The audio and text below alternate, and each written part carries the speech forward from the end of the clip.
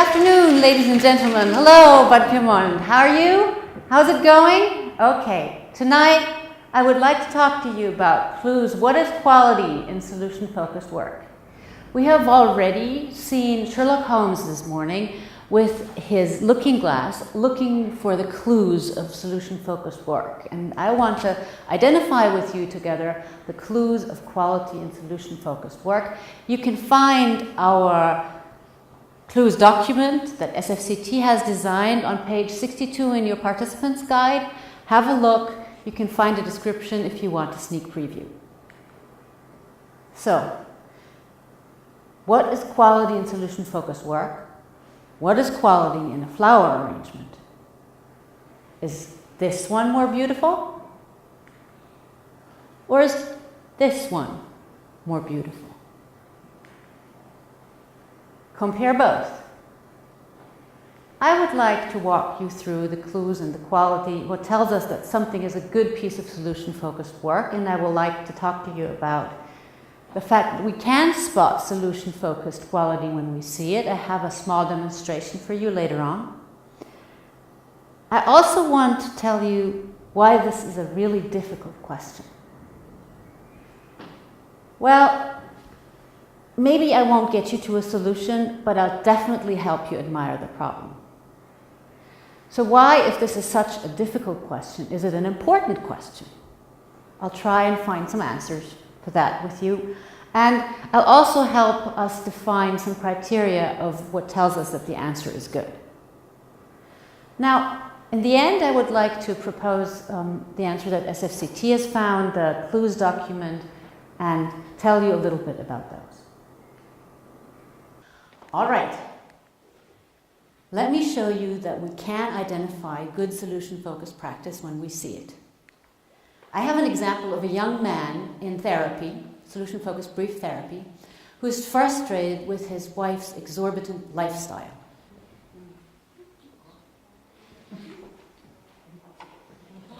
Hi, Ken. Thanks for coming in today.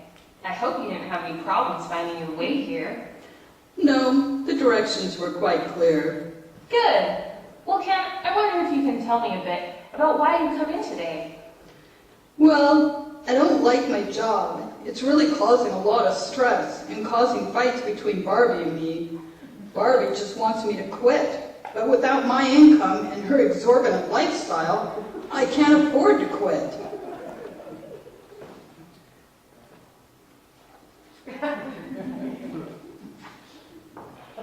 So, Ken, tell me what you've done, if anything, since you made your appointment, which has made a difference in your problem.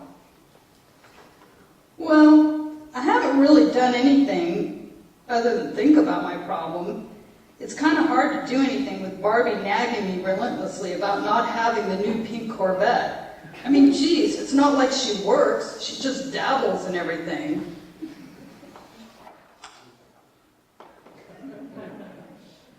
Okay, so on a scale of 1 to 10, where 10 is this is the most elegant piece of solution-focused work that you've ever seen, and 1 is the opposite, think of a number and start humming, please, when you have it.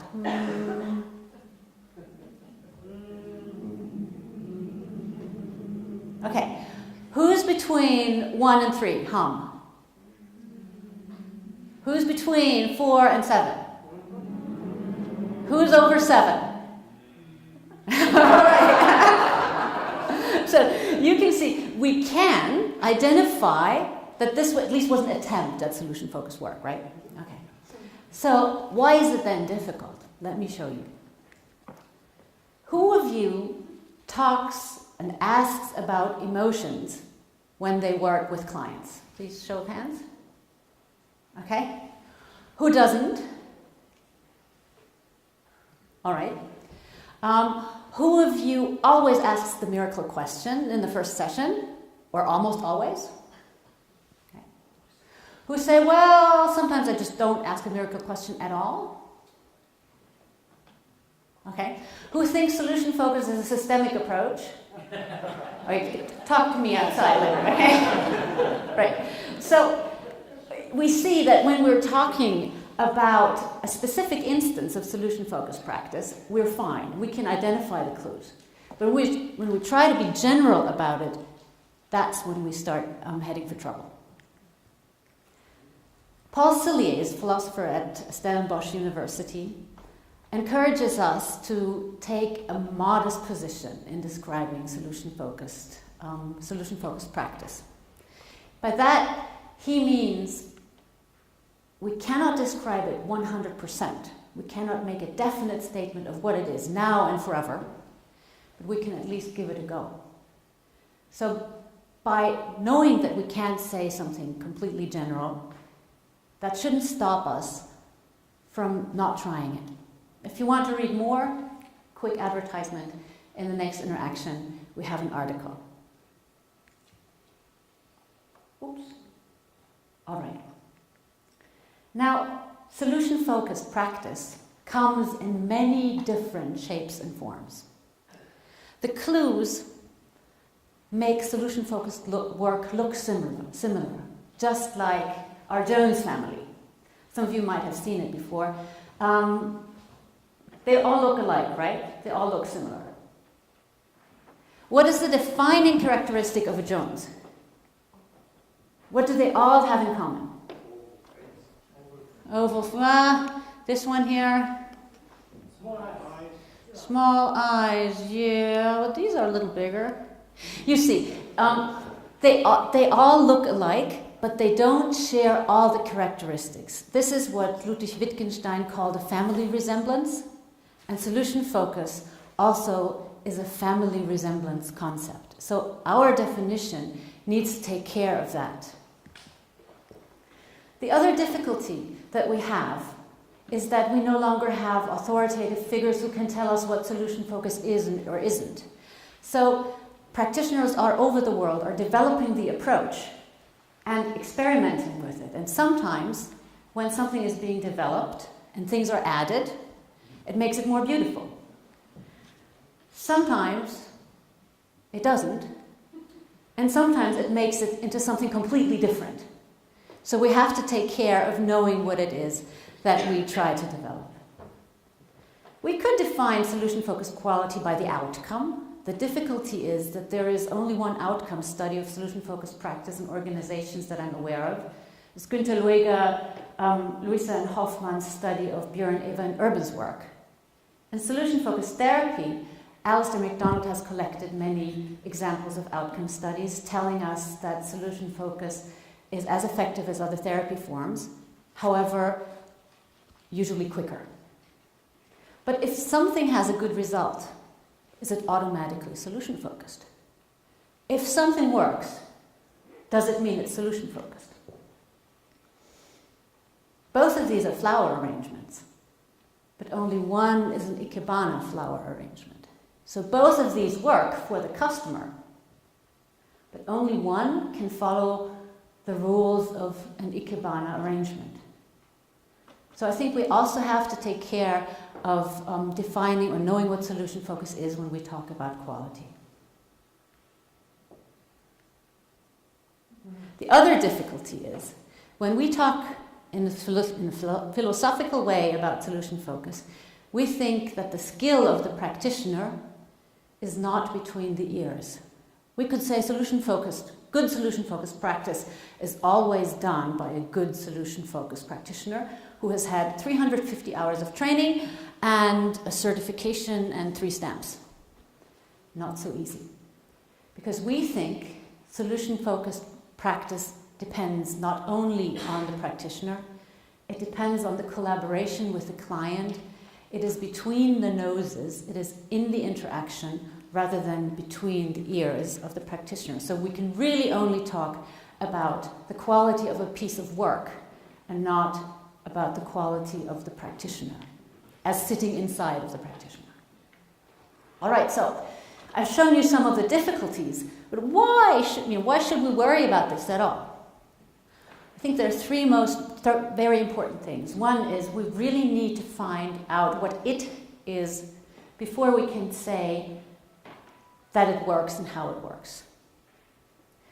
We also, if we want to develop our practice and have it be one practice, we need to know, have an idea of what it is. And also, most of us have customers, and they also want an answer to what is it that you're doing. Some of them are more interested in it, some of them are less interested in it, but at least when asked, we should be able to give an answer. So, criteria for a good answer of what is quality and solution-focused practice is a modest position, saying what we can about solution-focused practice while not overstating it, locating the skill, the quality between the noses and not between the ears, and looking at all the clues that tell us that a specific example of solution-focused work is a good example of solution-focused practice. At SFCT, when you look at the document you also have on page 62 in your manual, we found some of the clues that tell us that something is a good piece of solution-focused work.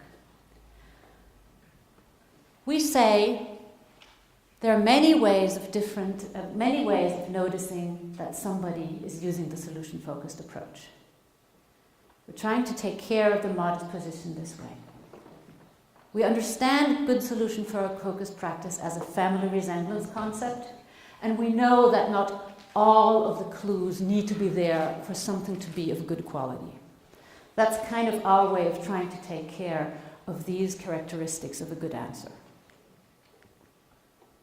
The basic position of the practitioner would be that change is happening all the time, resource orientation, trying to have as few assumptions about the client as possible.